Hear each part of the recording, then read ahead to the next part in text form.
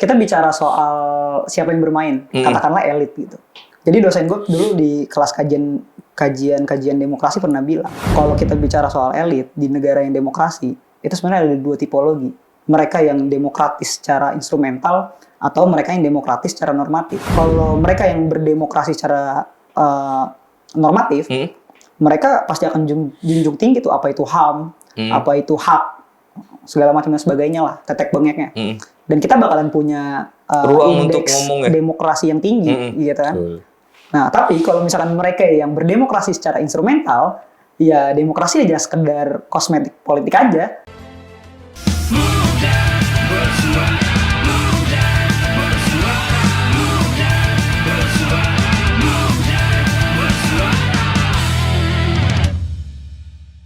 Assalamualaikum warahmatullahi wabarakatuh.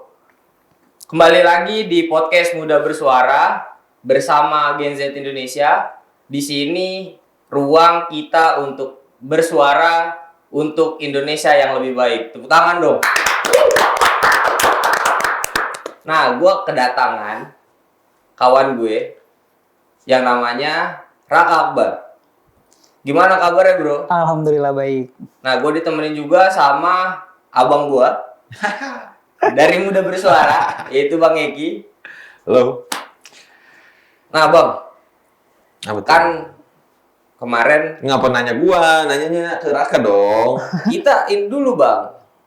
Apa tuh? Bahas ini suara anak muda untuk Indonesia lebih baik dulu. Oke. Kenapa, Bang, kayak gitu, Bang? Muda Bersuara. Jargonnya. Muda Bersuara itu goals kita nih. Menjadi wadah anak muda untuk mengekspresikan dirinya. Itu dari mana aja tuh? Dari sektor apa aja? Dari anak muda di bidang kreatif, pertanian, politik, atau di peternakan, semua sebagai sektor lah. Kita menjadi wadah. Jadi maksudnya anak muda butuh apa sih? Iya, bener. Iya. Sekarang kan kalau anak muda itu kan banyak disuarakan, kurang kan mendapatkan apresiasi. Nah, kita lah ini wadahnya untuk ekspresikan dirinya dengan sebebas-bebasnya.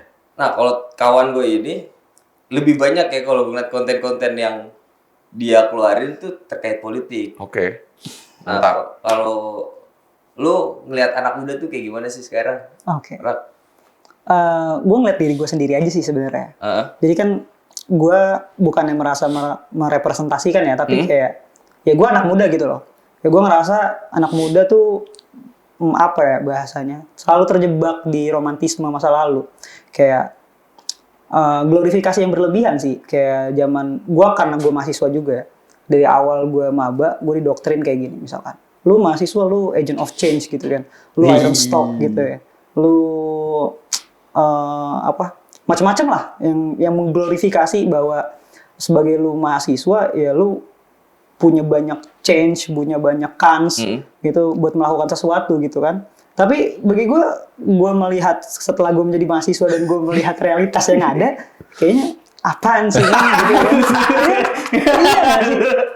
Ikut aja gitu kan. Ya udah, jadi gue merasa bahwa glorifikasi yang berlebihan itu ngebuat kita jadi lupa gitu. Kalau ibarat di era sekarang ya, kita kan hidup di society 5.0 gitu. Kita surplus sama informasi kan, yang mana kita di hidup, bukan hidup doang, bahkan kita lahir terus kita berkembang sampai saat ini ya seiringan juga berjalan dengan teknologi kayak artificial intelligence, AI, terus otomatisasi yang ngebuat kita tuh ya semakin praktis gitu.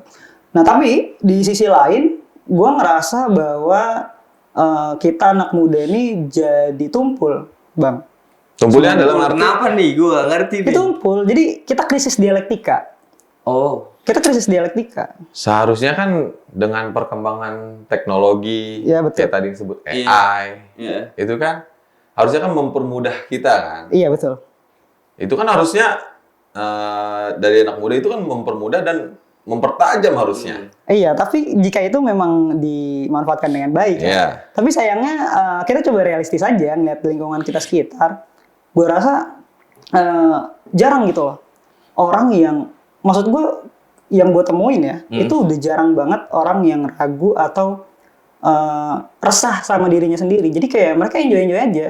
Lu buka TikTok, buka IG, scrolling apa-apa segala macam, dia udah enjoy aja. Oh, antipati. Iya. Antipati kurang dengan lebih gitu lah. dengan sekitar gitu Iya, ya. betul. Jadi fokus sama diri sendiri, asik sendiri Nah, gitu ya. Nggak peduli tuh. Nah, betul. Pemerintah lagi bikin apa, gitu. Oke juga, emang bener juga. Anak muda ini khususnya Gen Z ya, maaf Gen Z, maaf nih Gen Z ya. Iya, emang Harus. dia juga Gen Z. Kelahiran Emang 2000 kan lu ya? harus banyak-banyak literasi. Bangga jadi Gen Z. Ya. Bangga, iya oke, gue Gen Z ini oke, menurut gue oke. Tapi empatinya ditambah lah. Oh. Oke. Nah, ini kan lu sebagai konten kreator nih ya. Baru mulai. Baru mulai. Dari kapan? Di awal tahun. Awal tahun ini. Awal tahun ini. Konten kreator lu gue lihat apa namanya? Civis Wise. Civis Wise apa? Civis Wise. Civis Wise. Nah, Civis Wise ini goals-nya mau kemana nih? Jadi kanal literasi politik buat teman-teman semua sih. Terutama buat diri gue sendiri ya, dan teman-teman gue di sekitar. Jadi karena gue kebetulan studi di politik. Oh, nyambung nih. Iya, jadi gue coba buat kan kalau misalkan kita baca buku kata Pramudia di Bumi Manusia, dia bilang kayak gini ya, kurang lebih. Ini zaman dulu tapi kurang lebih kalau lu boleh pinter setinggi apapun, tapi kalau lu nggak menulis ya lu akan hilang dari sejarah gitu lah. Ya karena menulis adalah pekerjaan keabadian gitu kan kalau kata Pram.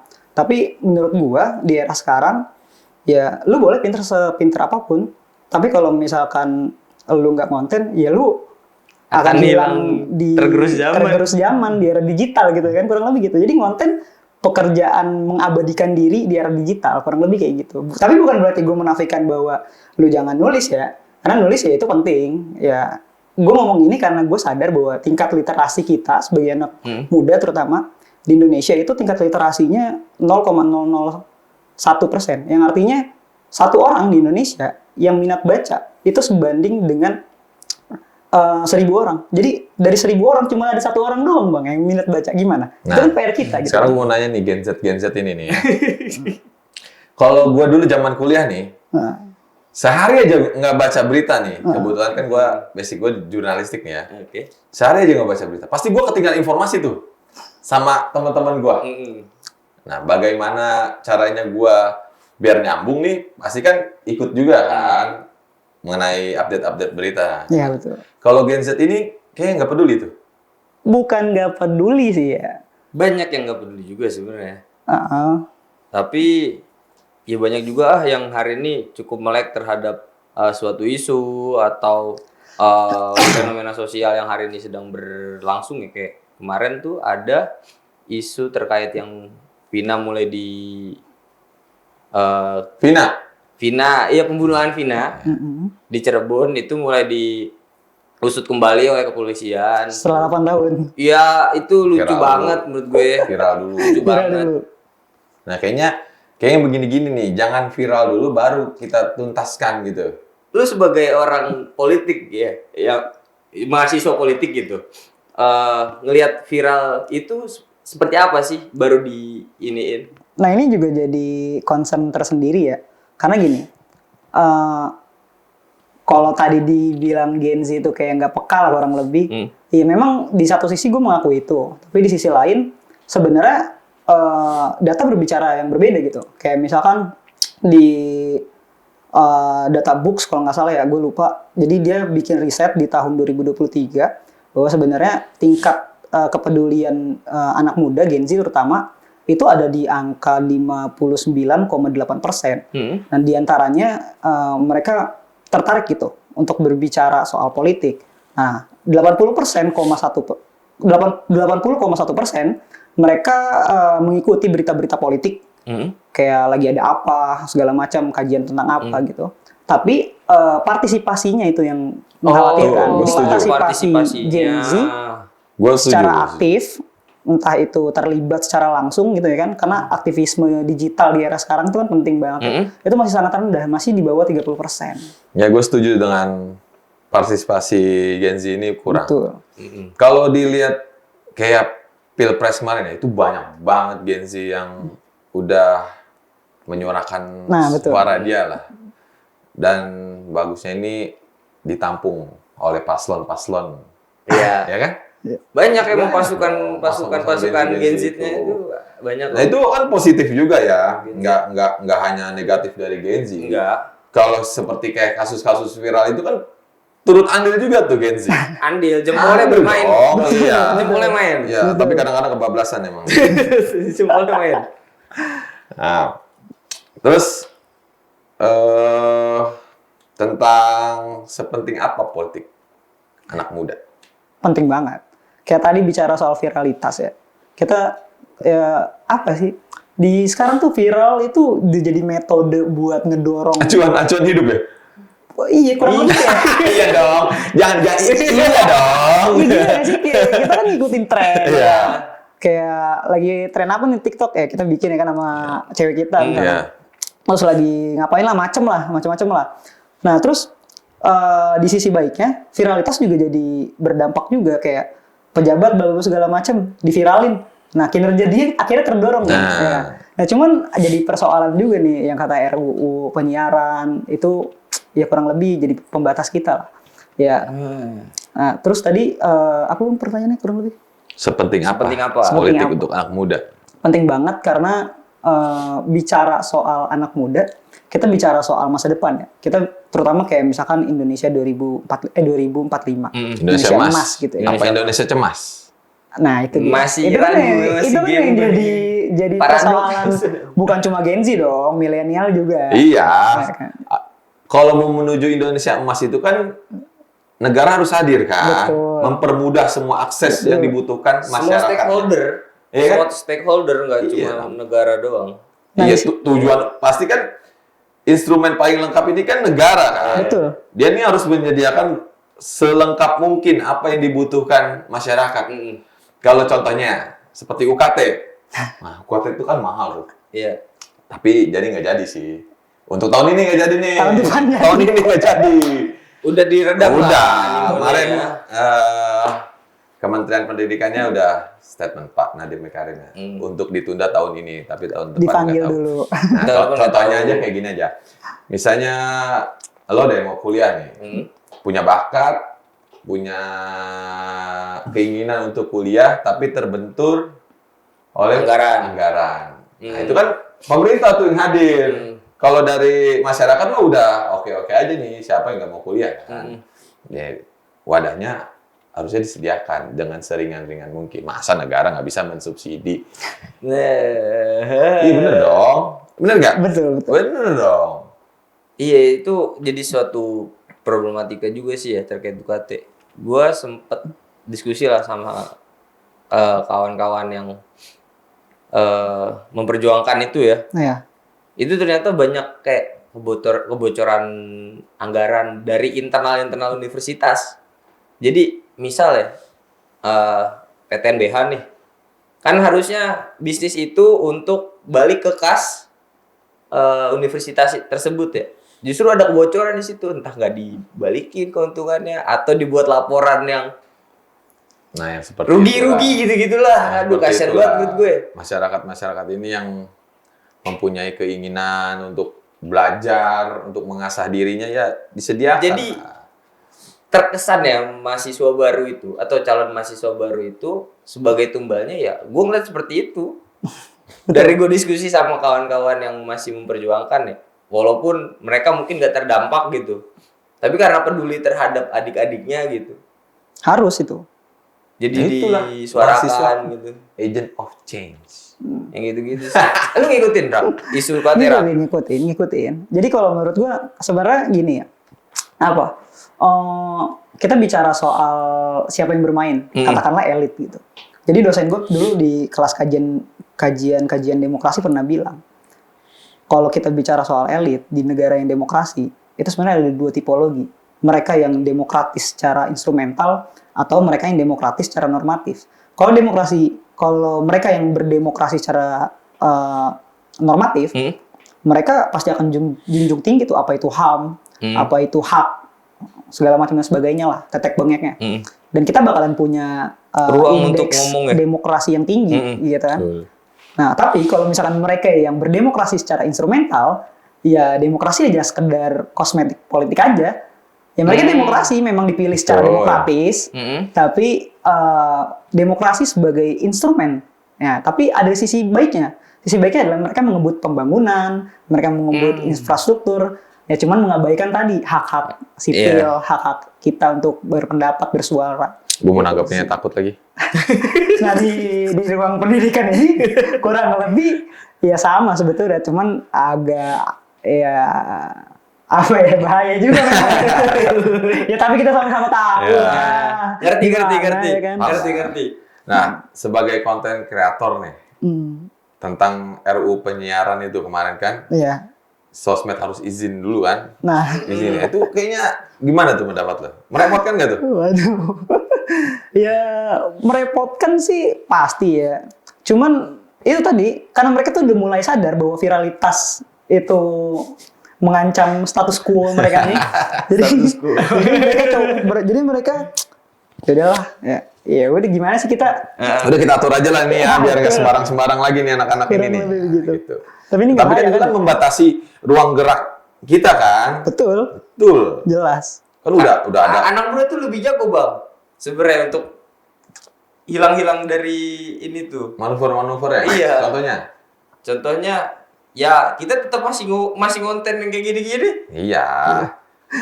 Tapi maksudnya kan kalau dengan adanya izin itu kan, dengan izin emang kalau kita TV sih emang harus diwajibkan. Harus dibatasi. Nah, ini kan konten kreator media sosial, bro. General banget. General dong. Itu Pasar kan. bebas kan ini? Iya. Pasar bebas kan? Masa mereka mau berjuta-juta orang, mengurusi berjuta-juta orang? Pasar Nggak bebas. logis memang. Ya nggak logis dong. pasar bebas. Berjuta-juta orang. Maksudnya ya udah biarkan aja. Udah ada RUU ITE kok yang mengekang kita nih. Dengan Ada pasal ya kan? karetnya, ya. Pasal karetnya Ada. terbukti sampai sekarang kita aman-aman aja. Asal kita mengetahui itu kan. Yang penting kita juga tahu lah. Iya, Masuk jurang apa kita juga kagak. tahu Pak batasan Pak. Tenang-tenang aja Bapak, jangan takut-takut Ya, viral. tapi kalau Dava karena Dava anak hukum harusnya bisa ngelihat celah-celah tetap masih bisa konten berarti. Iya, Kira-kira aman ngerti kan ya? batasannya di sini nih aman, Iya. di sini nih aman gitu-gitu Nah, lah. menurut gue juga menjadi konten kreator pun nggak bisa sembarang-sembarang. Iya, itu harus ya. mengikuti kaidah-kaidah yang sudah diatur. Kalau sembarang-sembarang juga ya kayak kasus-kasusnya tangkep. Tahu pasal ITE. kita pasal karet banget. Nah, gue mau nanya, Rap. Oke. Lo kalau konten itu punya nggak sih sosok inspirator dari konten lu atau lu pengen ngambil nilai-nilai apa dari salah satu Yang Kayak- mau gitu, influence, iya. yang mau influence Kayak lo. role gitu. model gitu ya. Total politik, apa mudah bersuara ya? Ya gitu lah kira-kira. Kalau role model sih kayaknya kalau konten creator ya, gue nggak yang fanatik banget sama seseorang sih. Cuman kalau suka public speaking, gue kadang suka dengerin Rocky Gerung gitu ya kan. Terus ya macam-macam sih sebenarnya banyak ya. Tapi salah satunya ya Rocky Gerung misalkan. Gue suka bagaimana dia berargumentasi. Terus ya karena gue suka filsafat juga, jadi ya asik aja gitu. Kalau ngomongin dan beririsan juga karena gue politik, ya kenapa nggak gue buat serupa gitu. Bahkan sebenarnya Rocky Gerung juga banyak berbicara soal politik kan. Kurang lebih gitu. Oke, Gerung tuh mantap sih. Liar pembicaranya tapi aman. Nah, karena dia tuh bisa mengolah kata-katanya. Betul. Itu yang penting jadi konten kreator itu. Lu Dia mau main bahaya tapi lu harus tahu cara, harus tahu cara lu. Ngerti. hakim Iya. aja disekolahin lagi, Pak. Iya. Sekolahin lagi. Gimana Nah. itu? Beberapa hari ini kan lagi rame nih tentang Tapera. Tapera ini kan peraturan pemerintah kan. Betul. Awalnya itu dari 93. Namanya Bapen apa ya? Yang dikhususkan itu untuk pegawai negeri sipil lah. Iya. Sampai akhirnya sekarang diperluas untuk masyarakat halayak pekerja formal maupun informal. Nah, ini menjadi kontroversi nih. Gaji kita dipotong lagi nih. Iya. Dipotong. Berapa Ya. persen sih? 3%, 2,5-nya itu pekerja, 0,5-nya si penyedia kerja. Sebelumnya lu udah tahu belum gaji apa dalam lu dapat gaji nih, misal 5 juta. Lu udah tahu belum apa aja yang dipotong tuh? Itu paling asuransi. BPJS, iya, kesehatan, jam. BPJS, JHT, pensiun, PPH 21. 4 ditambah nih 5. Nah, jadi kan kontroversi kan? Betul. Banyak dong ya. Iya dong. Coba misalnya UMR lah. 4, berapa sih? UMR? Maaf. Di Kalau sini Jakarta 5. 3%-nya berarti 300-an lah ya. 150. Hah? 150. 150. 150. 150 tuh. Iya, kalau 2,5%, katakanlah 5 juta. Oh iya betul. misalkan. Nah, setahun dapat berapa? Itu rumah model apa yang mau dibikin? Sedangkan ini yang 8 juta ke bawah nih bisa mengajukan KPR. Iya. Tapi 8 juta ke atas itu tidak bisa. Iya. Nah, yang jadi permasalahan 8 juta ini tetap setoran tapi duitnya sama aja kayak pensiunan, dipotong-potong juga. Maksudnya itu kan sebagai anak muda nih. Bagaimana lu nanggapinya? Apalagi lu mau terjun ke dunia kerja. konsepnya kayak Reward. Konsepnya kayak sodako kali, Bang. Sodako mah udah dapat pahala, Bro. Sodako sama negara ngapain? Apa ya? Kalau misalkan emang negara emang concern di kesejahteraan masyarakat, ya kenapa enggak? Gue kan suka pikir gitu ya. Kenapa enggak malah nekanin RUU perampasan aset gitu kan? Kenapa harus lagi-lagi rakyat lagi gitu yang dirampok kan? Iya. Nah, Apalagi kelas sebenarnya- menengah nih. Sebenarnya kita kecolongan juga karena lagi rame selalu kaget, tapi malah masuk kan ini barang. Nah, itu trik lama. Memang canggih memang. Nah, Rame-rame UKT, rame-rame Vina, Toto sah aja ya. Nah, itu dia, Bukan bahaya. tanganin aja Tapera.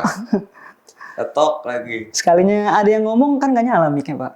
Jadi, Wah. itu problematika tersendiri sih. Itu gimana ya? Kalau kita bicara soal demokrasi kan pilar pertama demokrasi itu udah pasti berpikir kan. Nah, kita nih terutama misalkan kita bicara soal politisi. Politisi kita nih mohon maaf ya, tapi memang agak tanda kutip lah. Nah, tapi kalau kita coba telah lagi, sebenarnya yang bikin banyak orang enggan gitu ya, ini juga jadi latar belakang gue kenapa gue milih literasi politik. Padahal kalau gue nyari popularitas tentu sedikit banget gitu. Entertain orangnya. aja harusnya. Iya kan susah kan? Iyalah. Tapi kalau bicara soal politik itu sebenarnya bicara soal kebajikan gitu loh, soal kesejahteraan, semuanya lah. Politik itu kan dipandang sebagai the highest of science, ya. betul. Dipandang sebagai ilmu tertinggi di antara ilmu-ilmu yang Oh, lain. iyalah. Kalau misalkan filsafat itu sebagai mother of science, nyokapnya semua ilmu nih. Nah, politik itu ilmu tertinggi. Nah, tapi sayangnya politisi kita hari ini itu bukan apa ya?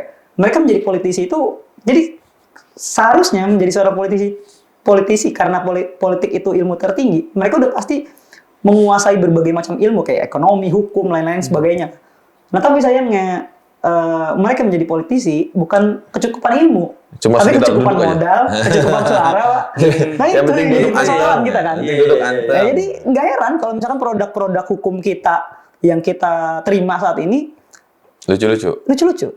Lucu. Itu dia, Pak. Di saat viral-viral jadi Viral baru gerak. Masuk, Viral Bang. baru gerak.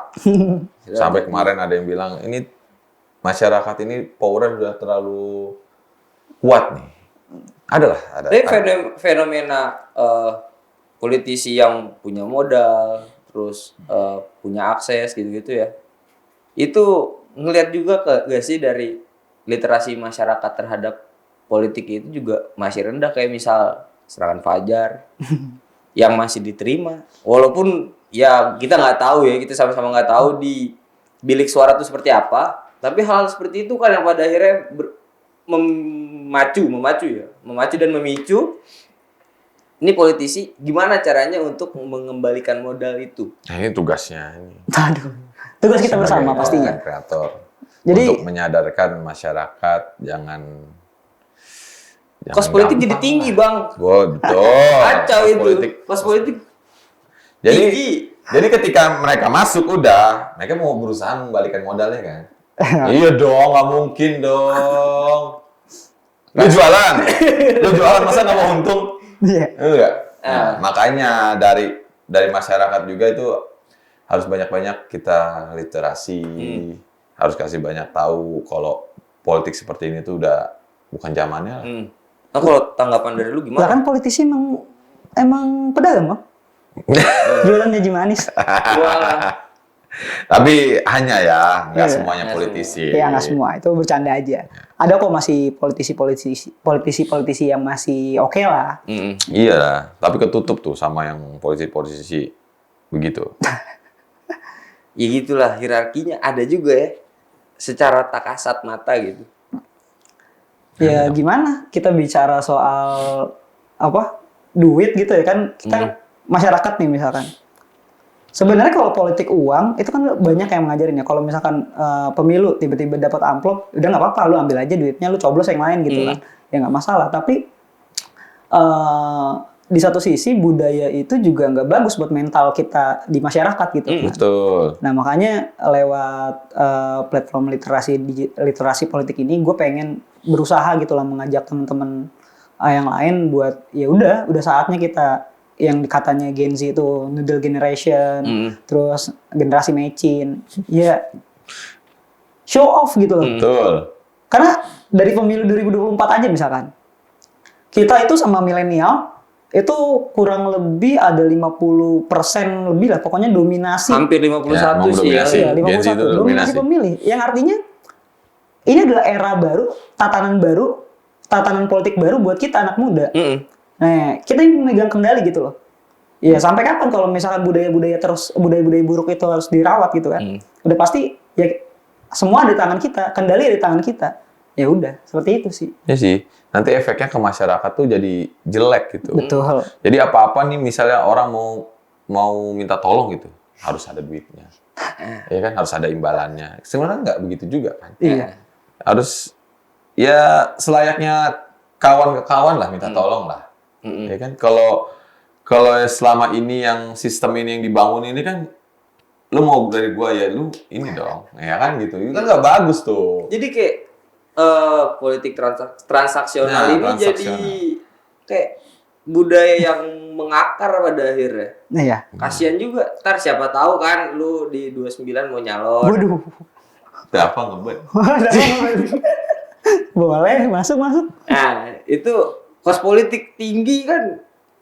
Kalau kita dari keluarga yang menengah ke bawah gitu, akan sulit. Kurang modal dong. Di boro-boro lu mau masuk politik. Buat sehari-hari aja dapur. dicekek. Iya. Aja ini ya, men. Tapi gue bisa atain nih statement pengurus politik itu. Lu jadi YouTuber, bro. Waduh. Siap. Ada tuh kawan yang pernah sini juga nih. Siapa Jadi tuh? DPRD DKI Jakarta Pusat. Wih. Itu Dari kan- Jakarta Pusat. Nah, YouTuber. dengan YouTuber dia subscriber 11 juta. 11 juta. Nah, jadi kan oke. Nggak jadi konten kreator itu nggak menutup kemungkinan lu akan menjenjang sesuatu yang lebih. Iya sih. Ya, modal popularitas emang menjanjikan sih. Kayak misalkan Once kemarin kan, siapa sangka dia bisa menggusur Masinton gitu. Tapi kalau kata Bang Narji, popularitas itu sulit dirubah menjadi Nilai politik bukan dong. apa dong? Tuh, popularitas dan apa sih kalau bahasa politik? Elektabilitas. Tuh. Mengubah nilai popularitas Popularitas jadi itu- elektabilitas tuh. Tidak segampang untuk mendapatkan elektabilitas. Betul sih. Itu kata Bang Narji. Bang Narji. Dia kurang beruntung aja Tetap semangat berarti. Bang Narji. Kan ada juga yang dari entertain banyak yang lolos kan. Ya. Kayak Bang Komeng. Uhuy. Uhuy. Tapi jadi persoalan juga sebenarnya di sisi lain ya, karena kaderisasi politik itu bukan berdasarkan ideologi lagi, tapi mengandalkan basis massa yang mereka miliki karena populer gitu kan. Dia orang-orang yang memang dari nol masuk partai politik karena sebuah ideologis, ya di hari ini udah jarang Berat. banget gitu. Tapi kalau orang-orang populer itu mempunyai ilmu yang oke Nah ya itu Dan memang nggak bisa. menutup kemungkinan. dan bisa menyuarakan suara-suara rakyatnya ya Ya nggak masalah, nggak masalah. nggak masalah. Daripada udah ngikut dari bawah, lolos DPRD, DPR nggak didengerin, buat apa? Tapi rata-rata yang di entertain dan mau masuk ke parlemen itu dia memperjuangkan isu ini loh, hak intelektual, Iya. haki-haki. Iya. Itu tuh. Karena yang kan, hari di karena kan Jambi itu ini yang juga. itu yang di apa? Yang dirasakan atau yang jadi keluhan dia kan, sehingga dia bisa memperjuangkan dari dalam. Kan secara nggak langsung mereka tuh pekerja juga ya. Iya. Kalau emang nggak buka itu, Dipotong juga dia 3%. pekerja juga termasuk orang-orang yang terdampak hal yang tadi juga kan. Makanya itu juga jadi concern kali untuk mereka masuk dan rame kan. Nggak cuma 1-2 orang doang yang populer. Nah, sekarang nih untuk Raka. Lu kan Gen Z nih, anak muda nih kan. Iya. Lu butuh apa sih dari pemerintah gitu? Ya. Gue butuh jujur, pemerintah jujur aja sebenarnya. Gue nggak yang Butuh banyak pemerintah nuntut jujur. sebetulnya, Pak. Jadi Jujurnya gimana nih jujurnya? Jujurnya. tadi ya mungkin gue kalau terlalu topis lah kalau gue bilang pemerintah tuh harus yang bla bla bla segala macam, karena ya pada dasarnya ya gue percaya bahwa politik itu berbeda dari kebanyakan masyarakat kita memandang bahwa politik itu kotor, politik itu kejam. Enggak sebenarnya. Politik itu satu kegiatan yang mulia menurut gue. Nah, tapi kan balik lagi bagaimana sistem bekerja, terus kekecewaan masyarakat terhadap korupsi, kolusi, nepotis gitu kan, KKN, ngebuat stigma-stigma negatif terhadap politik ya jadi kental aja gitu. Padahal politik sebenarnya nggak kayak gitu. Nah makanya gue cuma berharap pemerintah, entah itu di pemerintah sekarang atau pada nantinya misalkan milenial naik ke on top gitu kan, Gen Z dan seterusnya, ya jujur aja. Kita punya apa? Terbuka ya. Terbuka, betul. Terbuka. Jujur apa aja. yang mau direncanakan pemerintah terbuka oleh masyarakat. Jadi kan masyarakat bisa menilai baik buruknya untuk masyarakat. Kan? Betul.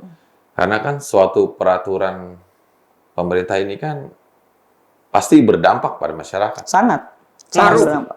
Ngaruh banget. Makanya itu masyarakat kalau yang antipati dengan politik, gimana? Ada kawan gue juga yang dari aktivis, mungkin lu kenal ya. Saya di Visip juga sih. Digerakan dia sering digerakan. Gue tahu nih. Nah itu pada akhirnya dia ngomong gini, kayak gue nanti mau deh nyalon. Karena dengan kebijakan politik itu bisa ngebantu banyak orang kata dia. Betul. Betul. Dari yang misal di rumah sakit jadi persulit gitu untuk diprioritasin karena udah darurat banget, kasih memo sidak langsung kan. Iya. Yang gitu-gitu. Tapi dia ngomong gua mau nyalon tapi nggak via partai. Jadi DPD. Oh, DPD. Nah, kayak komen kemarin. Iya, jadi kata dia, ya gua nggak mungkin kapasitas gua di DPD-nya itu nggak akan serumit DPR kan. Ya udah, tapi privilege yang gue pakai, yang gue dapet itu sebagus mungkin dan semaksimal mungkin gue lebarin untuk orang-orang banyak kata dia gitu. Kayaknya itu bahasa normatif orang mau nyalek ya. Gue lihat sih karena emang berangkat bareng sama gue di gerakan ya, turun ke jalan gitu-gitu lah. Dia tuh sempat cerita gini, gue nggak bisa nolong satu temen gue yang kejerat kasus lah, karena gue nggak punya aksesnya kata dia gitu. Waduh. Iya. Itu terkesan salah tangkap sih, terkesan deh dari ininya. Nggak bisa ketolong, akhirnya masuk lah Bui kawannya. Miris ya. Itu yang Gua miris ini, lu nyeritain siapa? adalah kawan gue. Raka mungkin nangkep ya tokohnya siapa. Iya. Itu. Untuk halayak nih, coba mengerti. Jangan tokonya ya, maksudnya sistem yang dibawa temannya Dava ini ya, Dav. Maksudnya Sistemnya. dia mau masuk ke dalam Untuk bantu banyak orang. Tujuan yang itu sangat gue ke mulia. sana sih, gue cerita. Gue setuju sih kalau tujuan itu. Semoga apa yang dicita-citakan, apa yang direncanakan berjalan mulus. Gitu aja. Terakhir ini udah terakhir belum sih? Udah. Terakhir dari gue berarti ya. Oke. Lu nyalon nggak nanti? Gua nggak punya. Bro. Langsung ditembak ya, Maaf. Ya. Nggak ada bridging-nya. Semua orang ditanya, lu minat nggak? Iya, pada yang minat. Iya.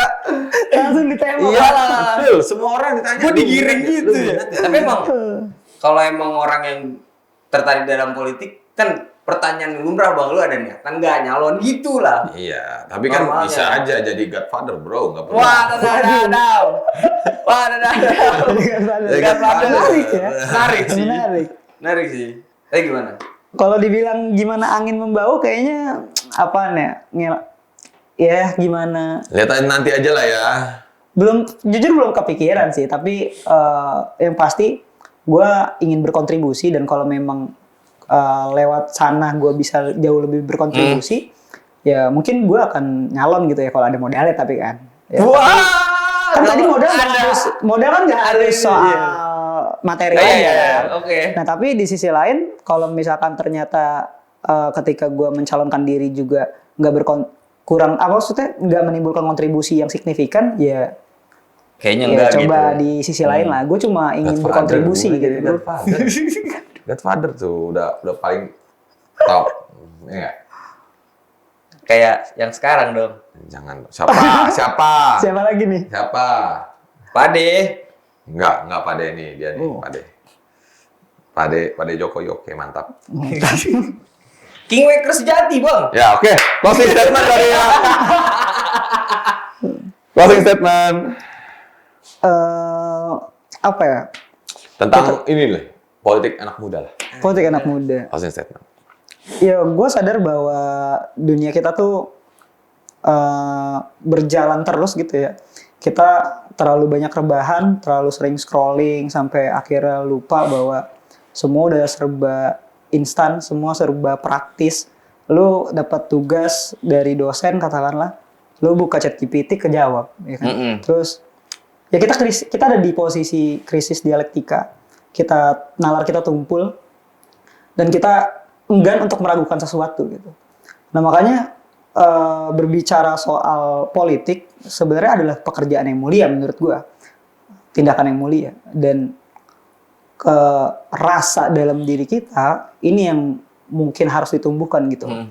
Karena kayak kita nonton Netflix, karena adanya RUU penyiaran kan mengganggu gitu. Padahal lu sebenarnya nggak udah amat gitu sama politik, tapi politik mempengaruhi seluruh kehidupan lo, karena kita zoom politikan kan. Zoom politik kalau kata si Aristoteles. Betul. Jadi ya coba untuk bagaimana caranya gue juga mengajak teman-teman semua untuk terus aktif berpartisipasi, walaupun itu secara digital ya, tapi gue tegasin sekali lagi, jempol lo itu punya pengaruh yang besar banget buat semuanya. Gini, Bang ya. Like, subscribe YouTube Muda Bersuara, dan kontennya Raka ini Civis Wise. Nah, sudah di penghujung acara kita, ngobrol-ngobrol kita.